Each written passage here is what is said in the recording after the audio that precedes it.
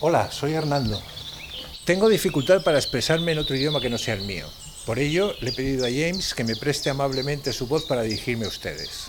The concepts of nature and culture have traditionally been differentiated in two distinct and separate spheres. However, geographers have reached a surprising conclusion in our day. It may be true that nature is nothing but a human cultural invention.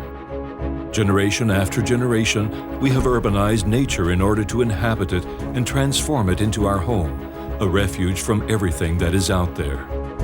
We have rototilled and domesticated nature to get it to produce our harvests century after century. This is the strange reality we have created. The sustainability of this process, as ancient as our own humanity, lies only in our hands. Greed and avarice in the accumulation of wealth in a senseless acceleration of time, as represented by clocks and calendars, is our glaring mistake. To symbolize the purpose of this study, I'm using this smaller blue metaphor that I will call iconosphere. The representations of things from our space are accumulated in the iconosphere, but without time. This is what Warburg attempted to conceptually order in his panels, associating paper reproductions and placing them physically in an intuitive order using thumbtacks. Nearly a century later, with an identical reflexive method, although with a different intention, David Hockney organized the signs he had collected in the course of his analysis, published in 2001 as Secret Knowledge. Coinciding with the development of refractive lenses in 1430, painters changed their techniques, prodigiously reproducing reality much as it was. 4 centuries of harmony and beauty then transpired until, towards the end of the 19th century, the massive popularization of physico-chemical photography caused many painters to be frightened into insanity and move further and further away from reality. In the early 1970s, Hockney signaled a new renaissance of harmony between man and machine with the eruption and expansion of computer technology. My iconosphere is also a Russian matryoshka, or nesting doll. Eisenstein's attractions gathered in it for a recycled montage, in accordance with Tolstoy's moral commitment. When I began this process, I thought that Ariadne's thread of the anthropomorphic chimeras would guide me through this unknown labyrinth. This is the most distant piece I have found until now.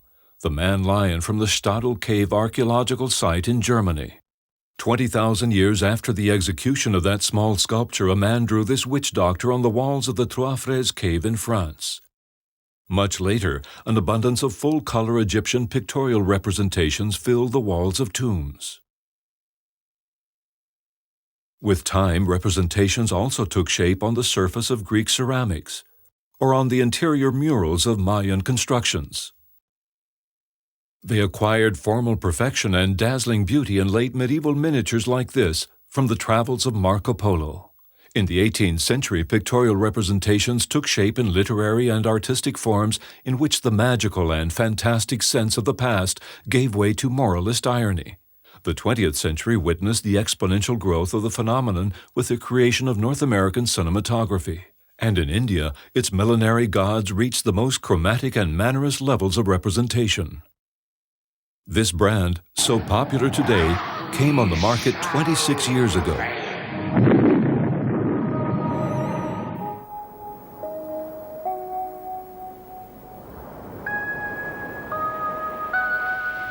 Fate also dictated that same Orwellian year, 6 years before the invention of Photoshop by Adobe, that I would be immersed in this very same chimeric topic.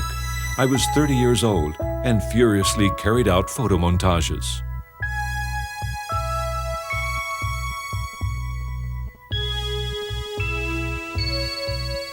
So when I started exploring painting in 2006, I did so reinterpreting some of those compositions.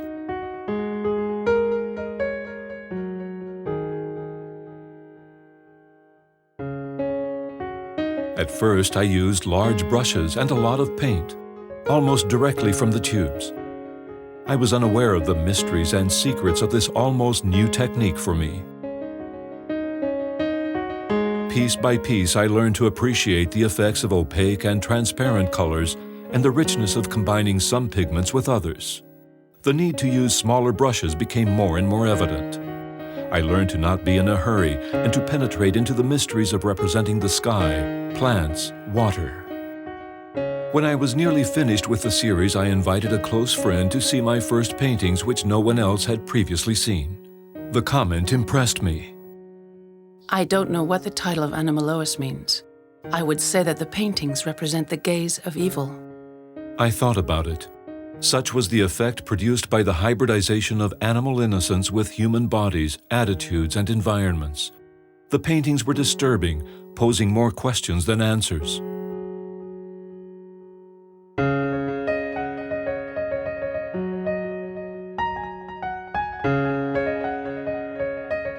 And they needed to be shown in public.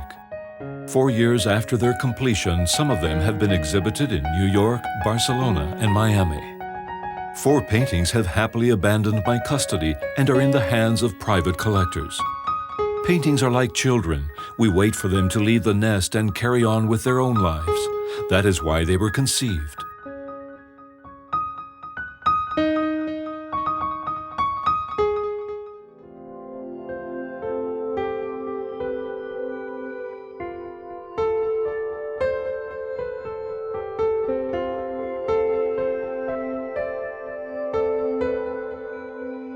This time I formally set out to fragment the compositions a priori, although the final montage would be to recover their original frame. I was seeking a certain spontaneous randomness in bringing together the pieces of each puzzle. Once more, I wanted to start by reflecting on certain photomontages I had composed in my youth, some of them in the distant 1970s.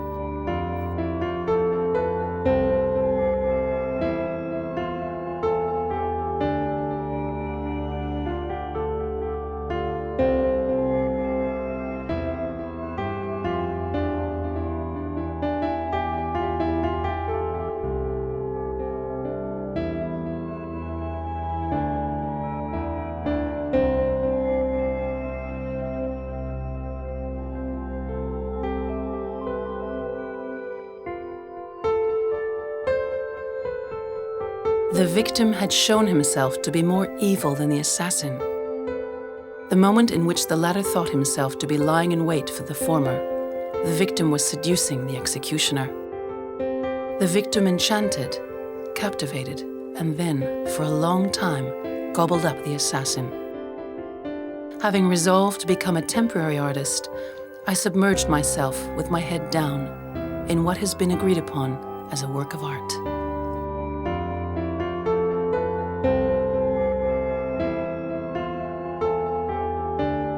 I also witnessed the inrush of contemporary realities working themselves into my paintings.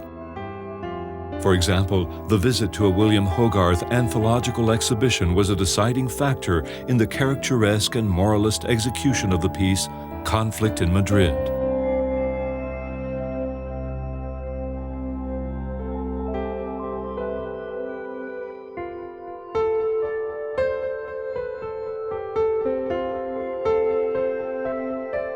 And the presentation of the robot Asimo by Honda in Barcelona took shape in another work titled The Sculptor. As I advanced, reality forced me to create completely new compositions. To my surprise, I felt the need to emphasize the perceived grayness of our current democratic state, in which the utopian colors of my youth had faded away.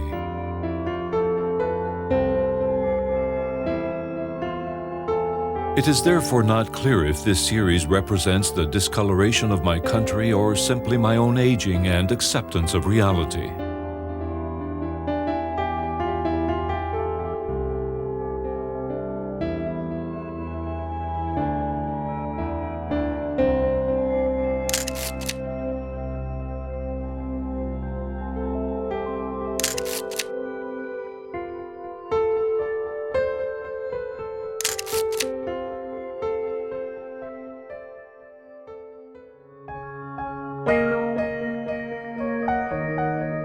There is not a time that is unique, but rather several interconnected times.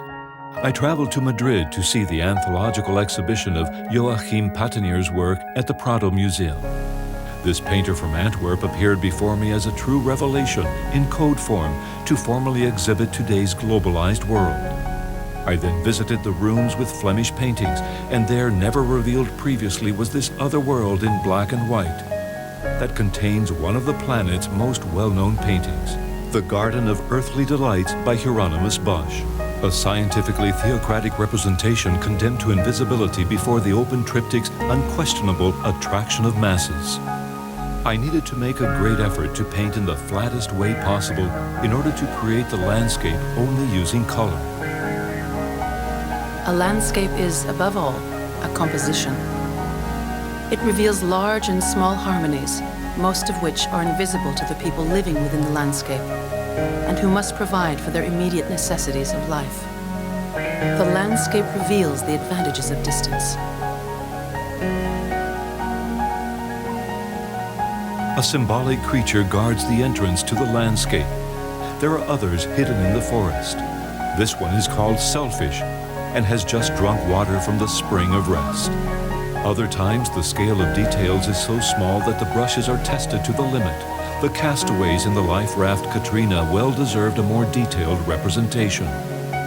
The world of those lost on Gaia doesn't end well. This detail of the city that burns remains hidden in the Flemish Sphere number 2, the first piece to abandon my custody and which we will visit in its new home.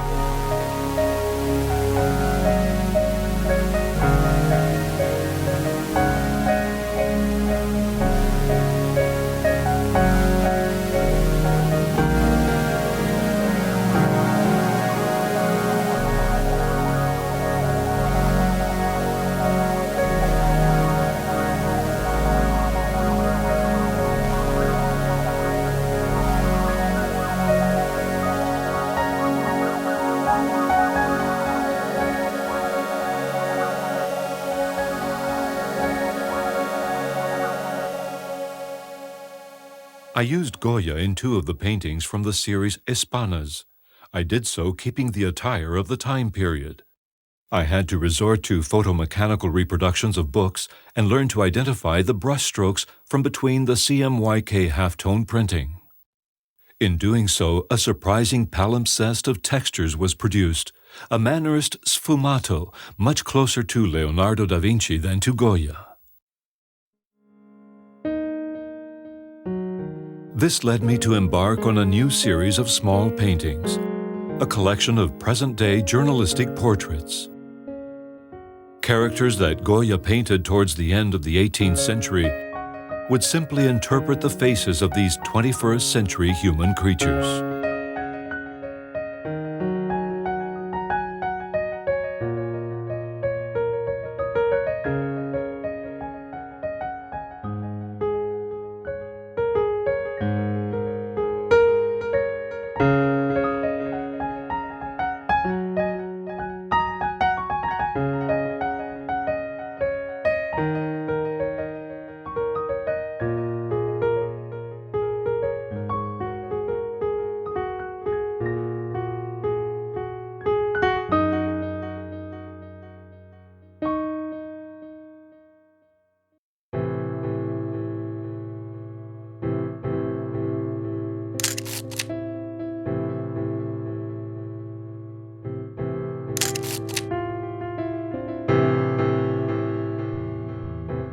On this occasion, I continued with the formal idea of a white background, but enlarging the scale of the work. I wanted to consider the arbitrariness of dates on the human cultural timepiece by setting the counter to 0, coinciding with the innocent and fertile goddess of Gaia. 25,000 years ago, human life was feminine and blue. The masculine polygods were attributed animal forms symbolizing concepts. The Egyptian god Horus, for example, represented solar energy, and his icon was the falcon. I wanted to photographically document what the beak of this bird really is like, and using the greens and purples from the magical palette of oil paints, give it an archaeological aspect that would resemble its time period. In the case of the Greek Hermes, the hidden knowledge of the commercial codes took on the mythical appearance of the golden calf. Its surface, smooth and shining in its day, was affected by pressure and suction processes, reaching us with this appearance.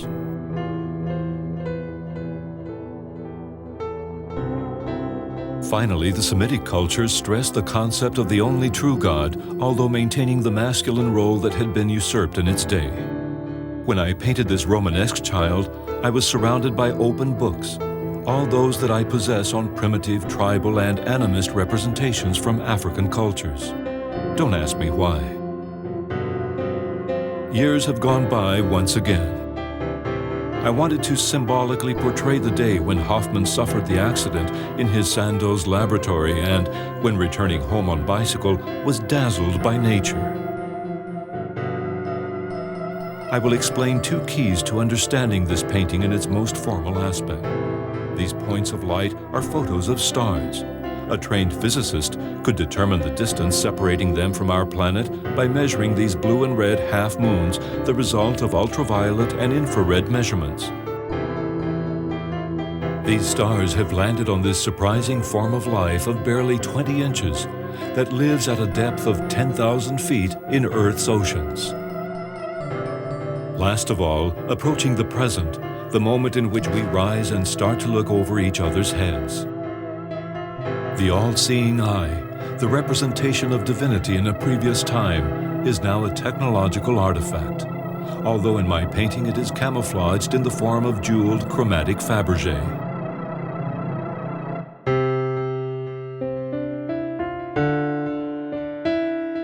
This time, Kairos emerged from out of the pages of this little book by Carl Sagan.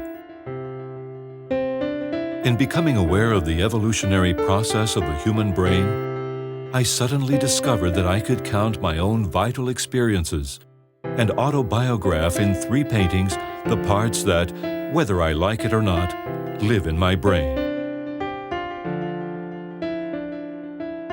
The first one transpires in the dark reptilian environment.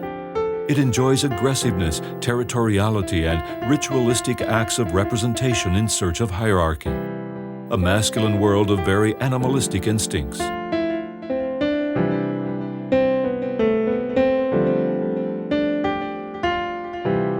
The limbic system initiated the journey of the moths when my organism activated the uncontrollable reproduction impulse. Once again, hidden instincts took over, annulling all shape and form of reason when love appeared.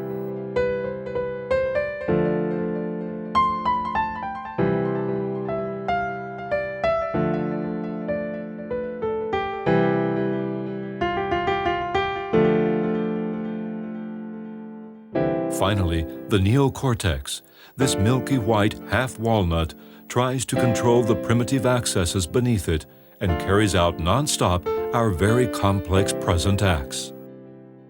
This is where I develop my art, make decisions, and paint. By integrating the different image fragments, we determine the speed at which the brain processes the accumulated data, which will be expressed in bits per second.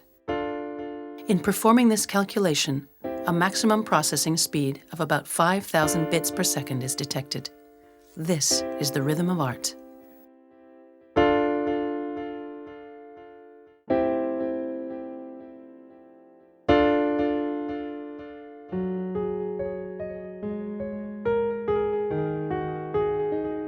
And thus we arrive at the present stage of this video, where I am at work on my last series of paintings.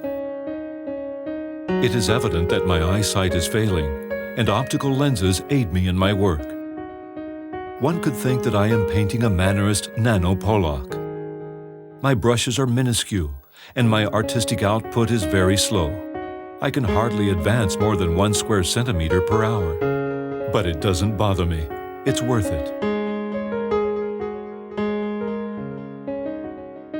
I'm painting Stanley Kubrick's forehead, with the aspect that the painting would have on a funeral tablet after being buried for 2,000 years.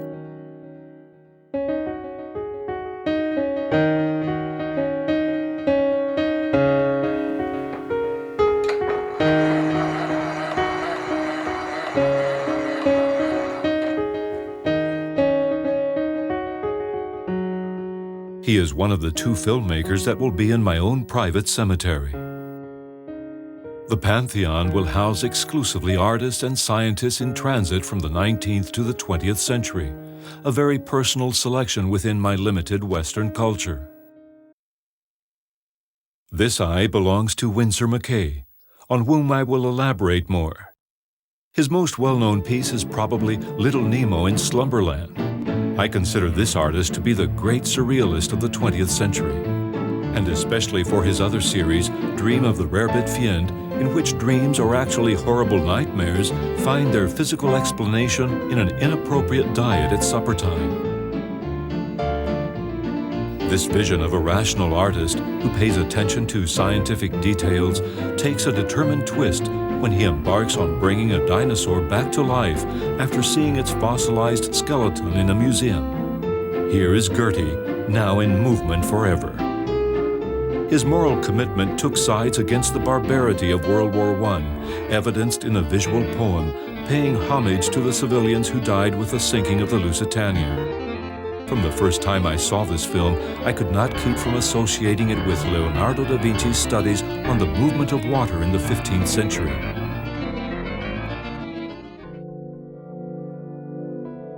I am passionate in these matters. Winsor McCay is, for me, one of the world's foremost artists at the dawning of the 20th century, and I cannot fathom why he is not present in the so-called modern or contemporary art museums. Using in a different context the words of Atticus Finch, the literary character of Harper Lee. Simply because we were licked 100 years before we started is no reason for us not to try to win.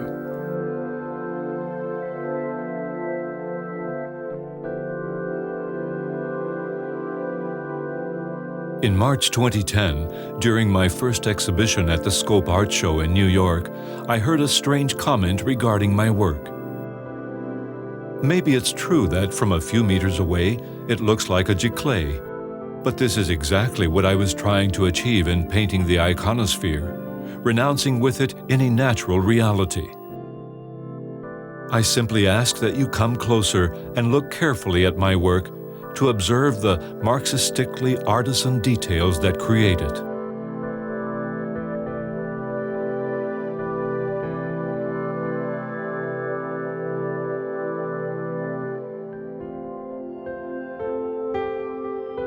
Painting, just like literature, belongs exclusively to the eyes. It has neither taste nor sound, does not smell, and should not be touched.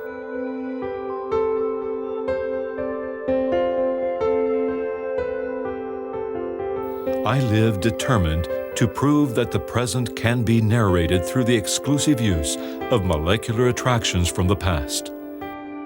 Not for ecological reasons, although there is some of this involved. In painting, I have found the appropriate language for doing so.